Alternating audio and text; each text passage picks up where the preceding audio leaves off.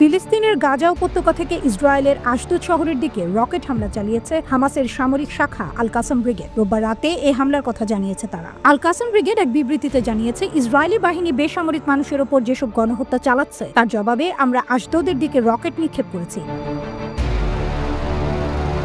ইসরায়েলের সেনাবাহিনীর মুখপাত্র জানিয়েছেন, গাজা থেকে মোট 10টি রকেট ছোড়া হয়েছে। এর কিছু রকেট ইসরায়েলি প্রতিরক্ষা ব্যবস্থা দ্বারা প্রতিহত করা হয়েছে। রকেট হামলার সময় আশদোদ, আশকেলন এবং আশেপাশের কয়েকটি এলাকায় সাইরেন বেজে ওঠে। আতঙ্কে মানুষ আশ্রয় কেন্দ্রের দিকে দৌড়ায়। ইসরায়েলি সংবাদ মাধ্যম হারেতসের প্রতিবেদনের বরাতে আল জাজিরার খবরে বলা হয়েছে, ক্ষেপণাস্ত্রের টুকরো আল কেশান এবং জ্ঞান ইয়াভনে পড়েছে, যার ফলে কিছু যানবাহন ক্ষতিগ্রস্ত হয়েছে এবং 3 জন সামান্য আহত হয়েছেন।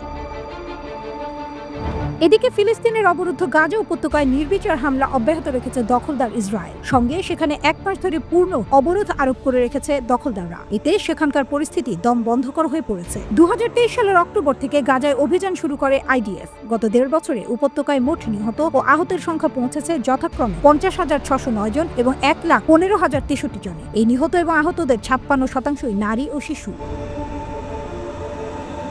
2023 সালের 7 অক্টোবর ইসরায়েলের ভূখণ্ডে ঢুকে অতর্কিত হামলা চালায় গাজা উপত্যকা নিয়ন্ত্রণকারী সশস্ত্র রাজনৈতিক গোষ্ঠী হামাসের যোদ্ধারা। এলো পাথারে গুলি চালিয়ে 1200 জনকে হত্যার পাশাপাশি 251 জনকে জিম্মি হিসেবে ধরে নিয়ে যায় তারা। জিম্মিদের মুক্ত করতেই ওই দিন থেকেই গাজায় অভিযান শুরু করে ইসরায়েলি বাহিনী। 15 মাসেরও বেশি সময় ধরে টানা অভিযান চালানোর পর যুক্তরাষ্ট্র ও মধ্যস্থতাকারী অন্যান্য দেশগুলোর চাপে বাধ্য হয়ে গত 19 জানুয়ারি গাজায় যুদ্ধবিরতি ঘোষণা করে ইসরায়েল। কিন্তু বিরতি 2 মাস শেষ হওয়ার আগেই গত 18 মার্চ থেকে ফের গাজায় সামরিক অভিযান শুরু করে আইডিএফ। দ্বিতীয় দফার এই অভিযানে গত 15 দিনে গাজায় নিহত হয়েছেন 1000-এরও বেশি ফিলিস্তিনি।